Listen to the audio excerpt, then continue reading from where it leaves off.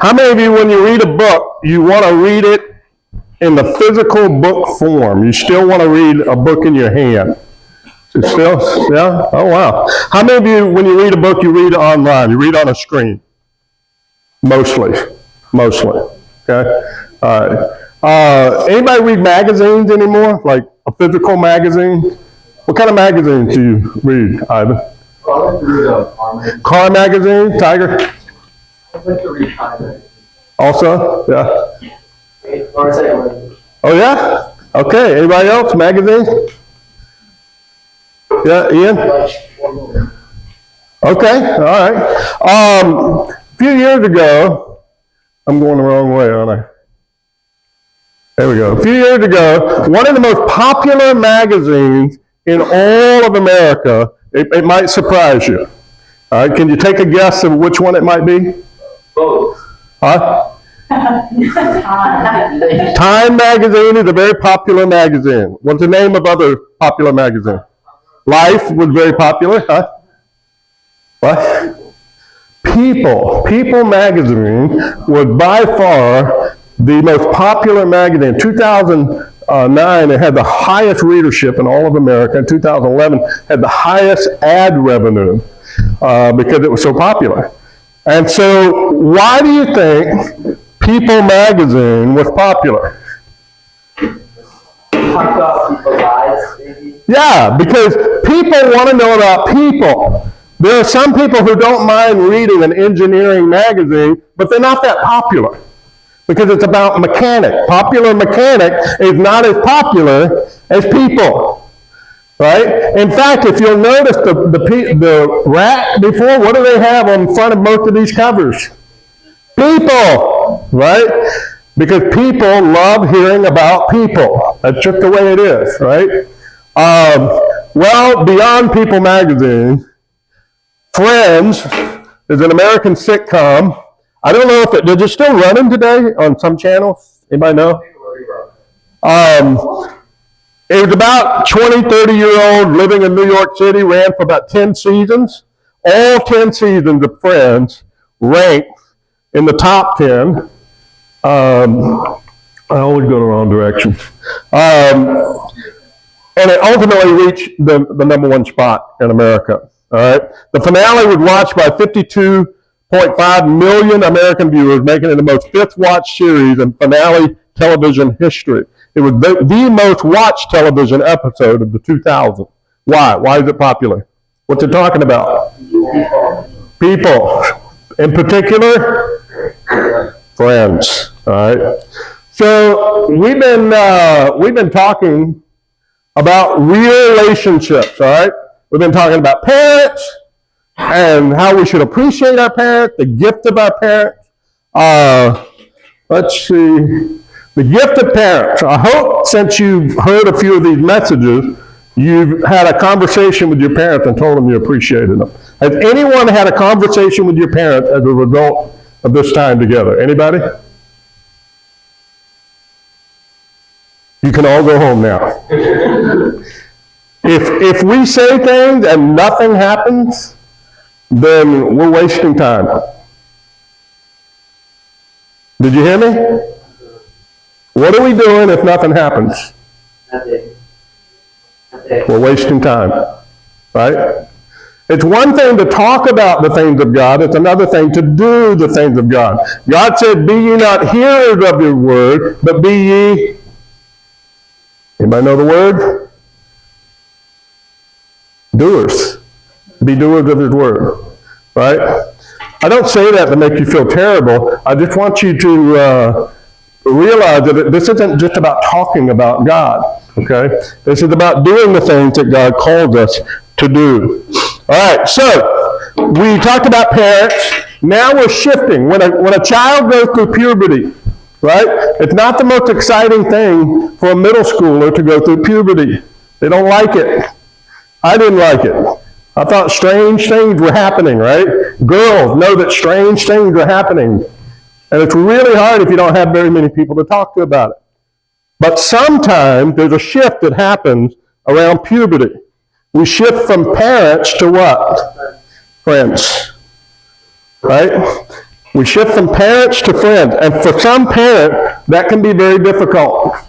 The parent feels left out. The parent feels like, oh, they were with me all this time. Now all they want to do is talk to their friend. What happened? What happened? How come they don't want to talk to me? What is happening?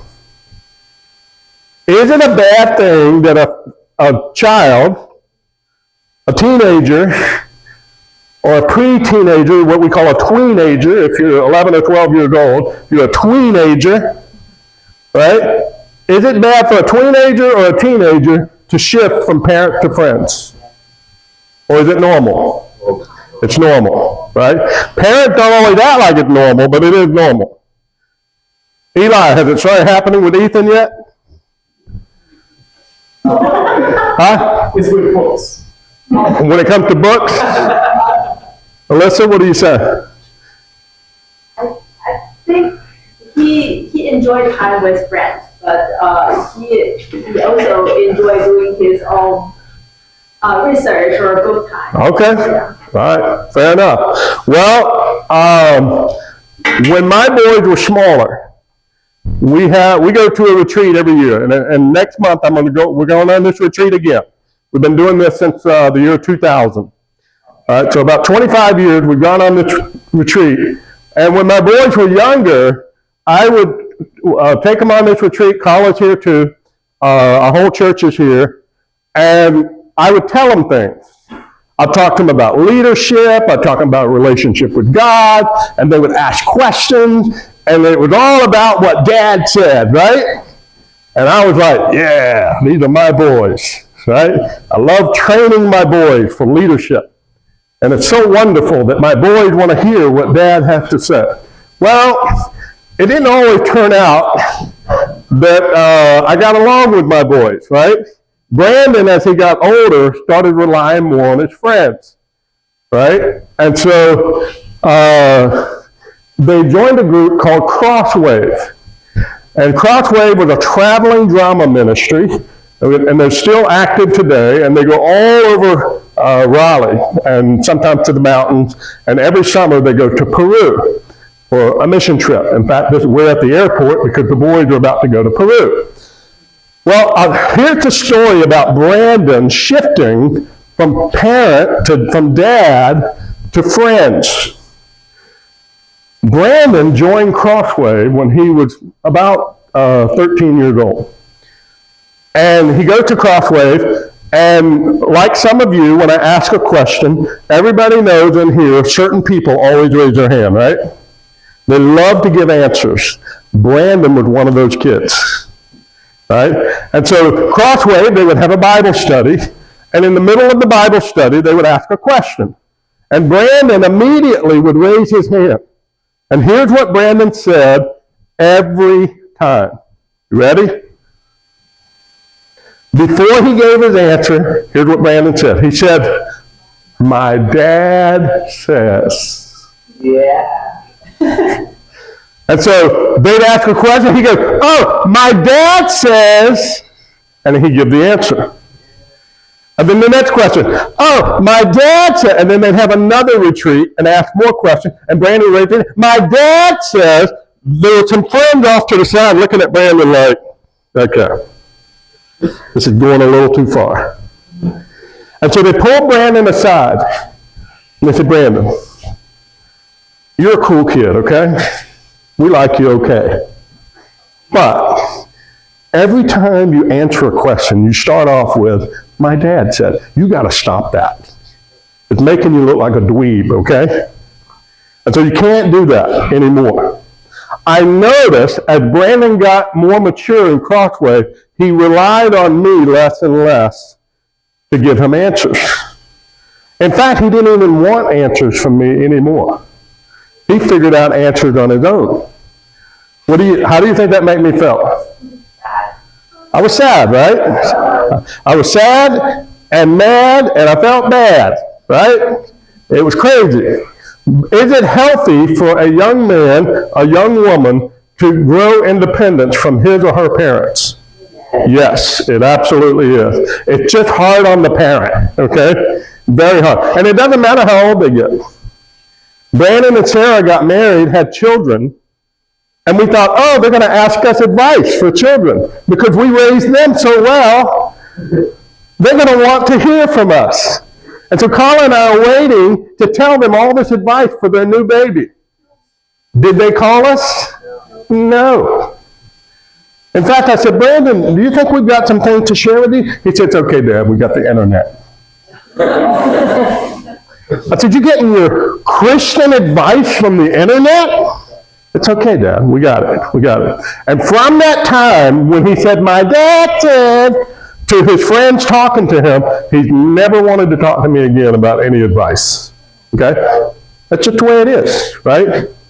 So when I die, I'll leave him a letter, right? But other than that, he might not even oh, I don't need the letter, I got the internet, right? So it happens. That's part of it. That's just the way it is, okay? All right, so we need our friends. It's important to have friends. Turn to the book of Acts. Turn to the book of Acts.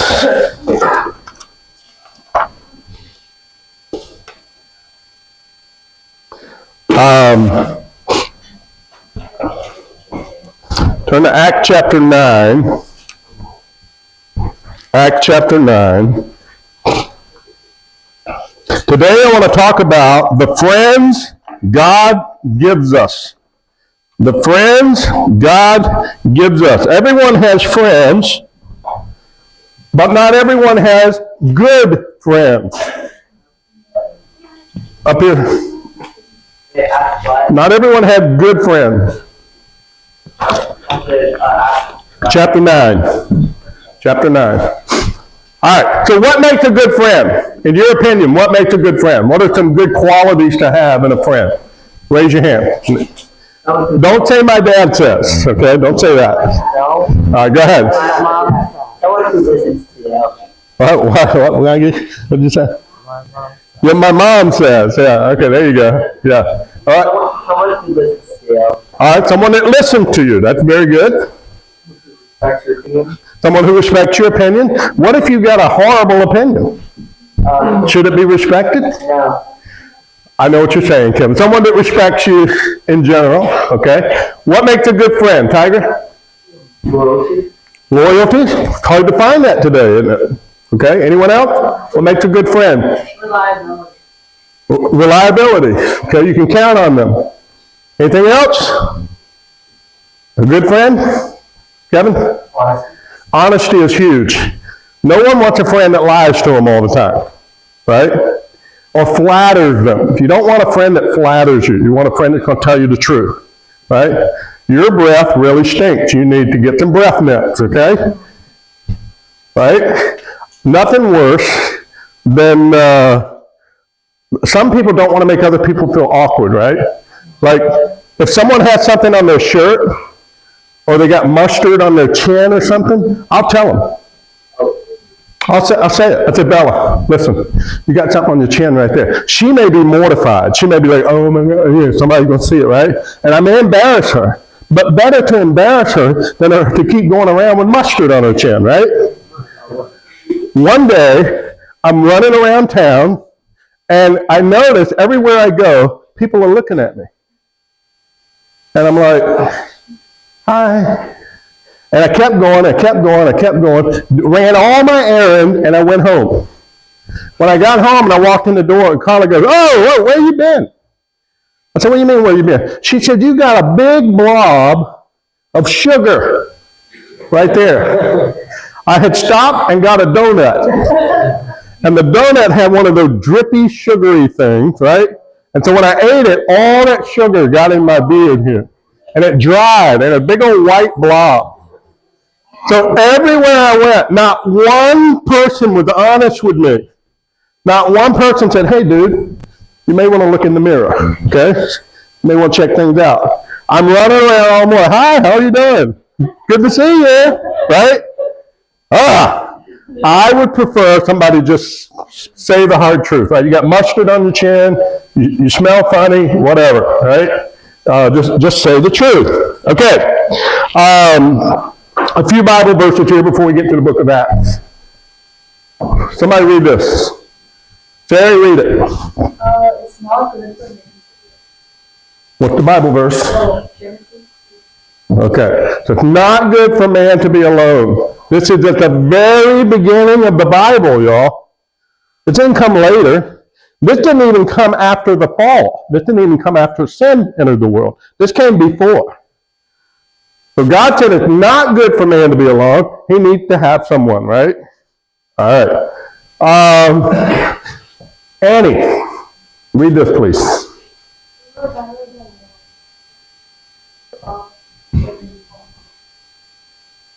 What's the verse?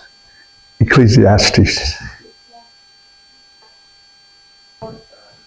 Very good. We got to have friends that can lift us up when we're struggling, right? Very important. This is one of my favorites, right? Okay, Joshua? Walk with the wise.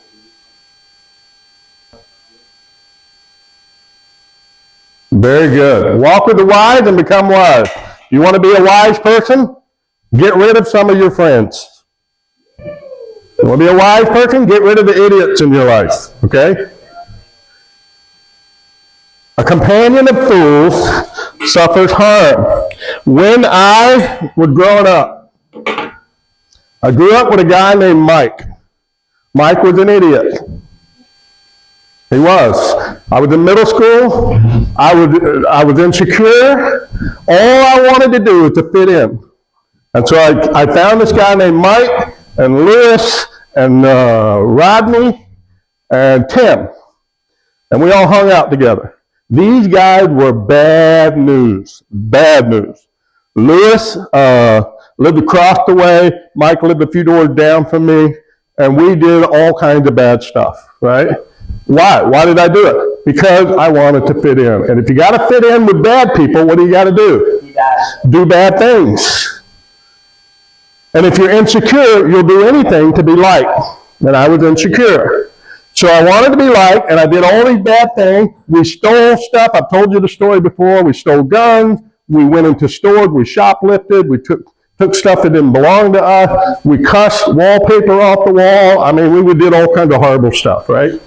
Pornography was a huge part of what we did, and it was absolutely awful, okay? My parents said, Darren is going to get arrested real soon. He's going to end up in a juvenile detention center. And that was true. We need to move and get him out of here. So they moved to another area where I found another bunch of friends, and those friends were more, instead of Mike, I ended up with a friend named Dean. Dean had polio. Dean walked like this because he had one leg that was shorter than the other. And so Dean walked around like this, but you know what Dean had going for him? He loved Jesus. And Dean would talk to me about Jesus. And Dean became the center on the football team. What is the center position on the football team? What does he do? Anybody know football? What does he do? Snap the ball, right, to the quarterback. Right? So Dean, he couldn't run very well, but boy, he could snap a ball. And he snapped the ball and he would block. Snap the ball and block. He didn't have to run very much, right? And he did a great job. He was very popular at school. And Dean began to invest in me, and I began to invest in him. He and I became really good friends, and we talked about Jesus all the time. And it affected me. Are you going to be one of those people that if you have friends, you're going to affect them for Jesus? Oh, it's so important. It's so important. Don't be insecure that you're willing to do whatever. Okay? All right. So what is a good friend? Let me share a few things with you here. A good friend strengthens your faith. A good friend speaks truth in love. A good friend is loyal and trustworthy. We talked about that. A good friend encourages your purpose. A good friend will warn you about the things that you will not warn yourself about. Wow. Wow, wow, wow. Well, does anyone know who Paul's friend was? The Apostle Paul. He had a friend. Yes. Who said it? Yes. Say it loud. Barnabas. Barnabas. I should have wrote it. I didn't write it up here. But Barnabas. Barnabas, the people, when they gave names back in the ancient world, those names actually meant something. Right? Do you know what your name means? You know what your name actually means? So your name is Melissa. So you can tell them Melissa or Karen? Okay. All right. So what does it mean? So Karen, my first name means purity, and then Melissa means bumblebee, and you can also call her hardworking. Pure, hardworking. Oh, wow. And Chamberlain Bumblebee. I like that. literally means a household manager to a royal household for the village. Okay. Say my name is pure, hardworking. All right. Very good. It's great to know what your name is. Tiger. My name is a big orange cat. You've lived up to your name. Yeah, that's great. Ian, you raise your hand. What's your name mean? It means God is what? Gracious. Wow, I love that. That's awesome. All right, Sarah? Princess. You know your name. You got a Bible name. So the princess of Israel, the princess of all of the Jews, all of the Hebrew people, is Sarah. So that's great. Yeah. Timothy? I share a name with them. Yeah. Follower of Paul. Yeah, he was a disciple of Paul. You got a couple of Bible books named after you, right? Named after you, right? Yeah. Okay. All right. So Barnabas means, when you hear the word bar in the Greek, it always means son. All right. So Barnabas means encouragement. So Barnabas means the son of encouragement. And the reason you're sitting here today is because of Barnabas. Did you know that? No. You're sitting here today because of Barnabas. Yeah, Dan, how's that possible? What are you talking about? Well, let's read. I guess it would help if I got to Acts 9. Are you at Act 9? Yes. Act chapter 9. All right, beginning in verse 26. Okay, let me give you a little background here. It might help. What was Paul's name before he became Paul? Saul. What was Saul doing before he became a Christian? He was persecuting all the other Christians, right? He's riding around. He had a horse. I mean, back then, if you had a horse, that means you were somebody. Okay, horses just weren't out there for everybody. So if you were on a mission and you had a horse and you were going to do something, Paul had letters from the chief priest and the Sanhedrin. He was going to go persecute all these Christians, right? And Saul did all this, thrown from his horse, right? Everybody was scared of him because he was murdering people. He was throwing them in jail. It was a horrible thing. And finally he gets saved, right? How did he get saved? Anybody know? How does Saul get saved? He gets thrown off his... What? He gets thrown off his horse, right? Blinding light, God speaks to him. He decides he's going to follow God. And when he goes back to Jerusalem, what do you think other the disciples are doing? Like, hey, yeah, we want to meet this guy. Does that happen? No. They don't want to meet him. The other apostles, Peter, Mr. Put his foot in his mouth, Mr. Bold, Mr. Whatever, personality, does not want to meet Saul at all. Doesn't want to meet him.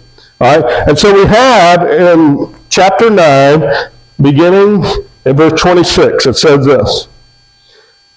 And when Saul had come to Jerusalem, he attempted to join the disciples, and they were all afraid of him. Who was afraid of him? All of them. What does all mean in the Greek? All. Right? And that's all means. Right? Okay. So they all were afraid of him, for they did not believe that he was a disciple. Here we go, verse 27.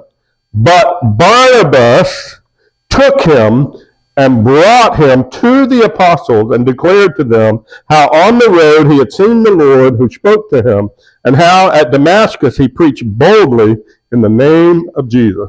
So he went in and out among them at Jerusalem, preaching boldly in the name of the Lord. Wow, wow, wow. All right, turn a couple of chapters later to chapter 11. All right, go to chapter 11, and we'll read from there in just a moment. All right, so where in the Bible, what church, does anybody know, were people called Christians for the first time? Anybody know? Huh? Anybody know? Some of you have been in church all your life. Do you know? What? Antioch. Very good. Yeah. Antioch. Everybody say the word. Antioch. Antioch. One more time. Antioch. Okay? Antioch. Okay? So the church of Antioch was where they were first called Christians for the first time. Paul, this church was growing like crazy, and the disciples in Jerusalem heard about this church. Okay? I wish I had drawn a map, but Jerusalem is down here, Antioch is up here, almost in Asia. All right? What they called Asia at that time. All right? And so this church is growing like crazy, and the church of Jerusalem hears about it, and they say, hey, we need to find out more what's going on up there. That's a major port city, and we want to know. So they sent Barnabas. Okay? All right, scoot over one, just one, Daniel. All right. All right, so there's a major port city, and what happened was they decided to send Barnabas. They said, Barnabas, you go and see what's going on. So Barnabas is on his way, you know. How did they get around during that day? Huh? How did most people get around? Walking. Most people didn't have horses. Right? The Roman Empire set up these road systems that to this day you can walk on some of these ancient roads. That's how good they are. Right? You could drive a car on it, I guess, but it won't last very long with a car on it. But walking path, people walked on these roads, and that's how the gospel would be able to be spread around all the world. So Barnabas goes to Antioch and he sees what's happening. Right? And so that's where we are in the book of Acts. All right? The church in Antioch, Acts chapter 11, beginning in verse 19. Now those who were scattered because of the persecution that arose over Stephen. Y'all remember Stephen was the guy who was stoned to death? The first Christian that died for Jesus. And people ran everywhere, scared to death. They traveled as far as Phoenicia and Cyprus and Antioch, speaking the word to no one except the Jews. Why not? Why were they only speaking to Jews? Didn't they believe that Gentiles were dirty? What's that? Didn't they believe Gentiles were dirty? Yeah, they thought the Gentiles were dirty, and Jesus was a Jew, and he was the Messiah of the Jews, right? So it certainly wasn't for anybody else, he was just for the Jews.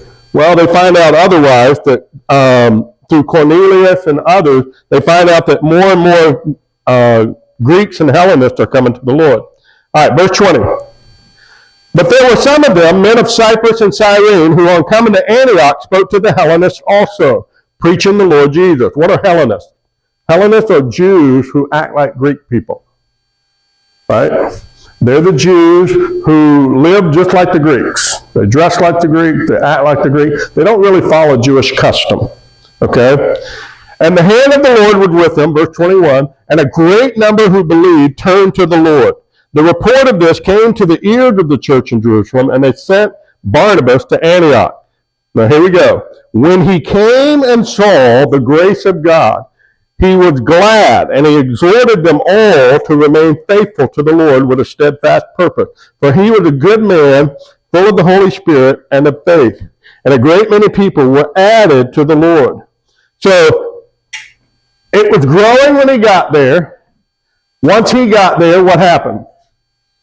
It grew some more, and there were so many people giving their lives to God that he couldn't disciple all of them. He couldn't reach all of them. He couldn't train all of them. So what did he do? Verse 25, here we go. So Barnabas went to Tarsus to look for Saul, and when he found him, he brought him to Antioch. For a whole year they met with the church and taught a great many people, and in Antioch the disciples were first called Christians. All right. So, how did the Apostle Paul end up speaking to the Gentiles? Through who? Barnabas. If Barnabas hadn't went and got Saul, Saul might have just become some nice guy, a tent maker in Tarsus, and he was just a nice guy who talked about Jesus in that area. But Barnabas went and got him. He saw potential in his friend. And he said, hey, friend, I want you to come to Antioch. And when he came to Antioch, right, and he ended up becoming a trainer of people, and Paul fell in love with the Gentile people. All right? So, jump to chapter 13. Chapter 13.